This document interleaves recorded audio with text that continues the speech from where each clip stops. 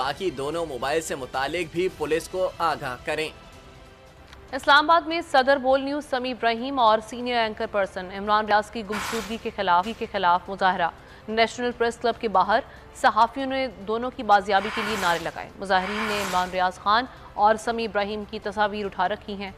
मुजाहिरीन से खिताब में सीनियर सहाफ़ी मज़हर इकबाल ने कहा कि अगर माजी में आज़ादी सहाफ़त को जंजीरें नहीं पहनाई जा सकें तो आज कैसे पहनाई जा सकती हैं। इमरान रियाज खान के खिलाफ कोई शिकायत है, कोई मुकदमा है, समी इब्राहिम के खिलाफ किसी को कोई शिकायत है, कोई मुकदमा है, तो पाकिस्तान की अदालतें खुली हुई हैं। 9 to 5 यहाँ पे अदल होता है।